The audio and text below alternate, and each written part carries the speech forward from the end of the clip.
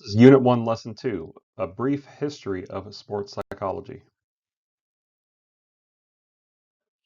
And your Unit 1, Lesson 2 vocabulary.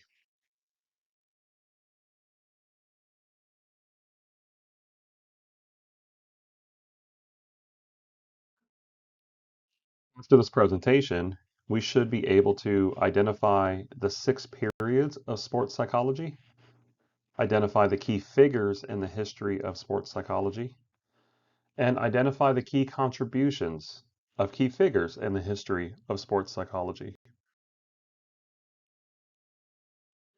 Period 1 in the history of sports psychology is known as the early years, from 1893 to approximately 1920. And beginning in 1893, E.W. Scripture began to study athletes at Yale University, followed in 1897 by Norman Triplett, who was the first social psychology and sports psychology experiment on cyclists.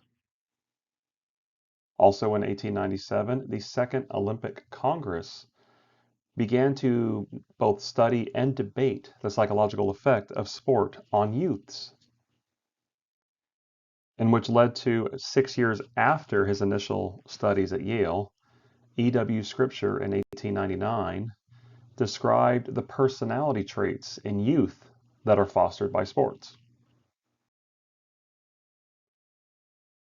Leads us to period 2 in the history of sports psychology, the development of laboratories and psychological testing between 1921 and 1938. In 1920, the first sports psychology department was the State Institute of Physical Culture in Moscow, was started by P.A. Ruddick. And in 1925, back in the United States, at the University of Illinois, the Research and Athletics Laboratory was founded by Coleman Griffith, pictured here on the left.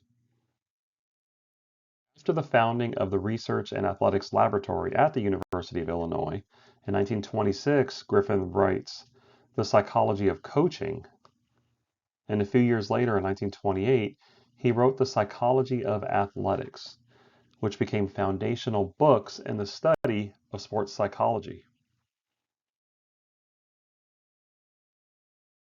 Period 3 in the history of sports psychology is considered the preparation for the future and went from 1939 until approximately 1965. In it, we have leaders like Franklin Henry of the University of California at Berkeley, who begins a graduate program in sports psychology, and Dorothy Yates, who studied the effects of relaxation training and intervention with boxers in the early 1940s. Or Walter Johnson, who in 1949 studied pre-competitive emotions of athletes, like how athletes prepare before a sporting event and how their emotions fluctuate as they prepare.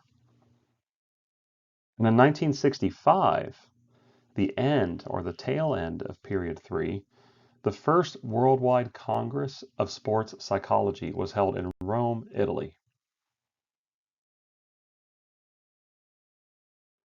Period 4 in the history of sports psychology sees the establishment of academic sports psychology throughout the world.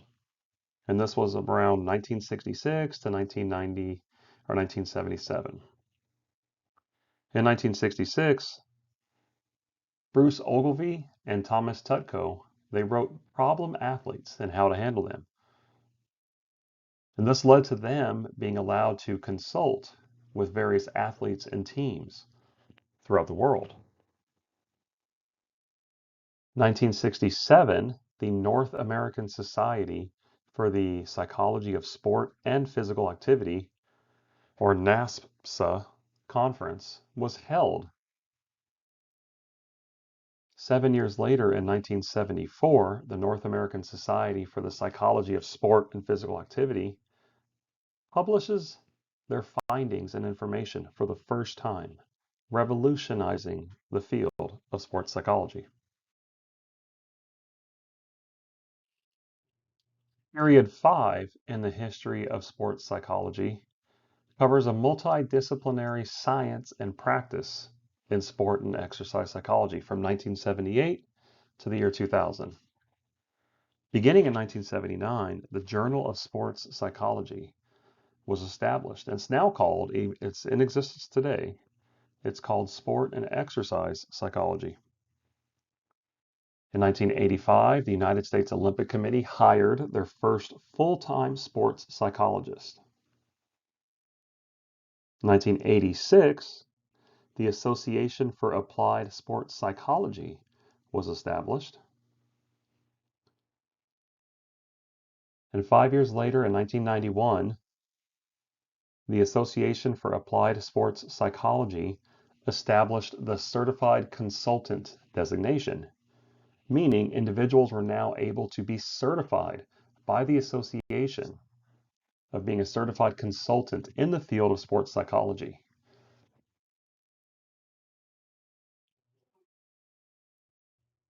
The sixth and final period in the history of sports psychology is contemporary sport and exercise psychology, from around 2001 to present day.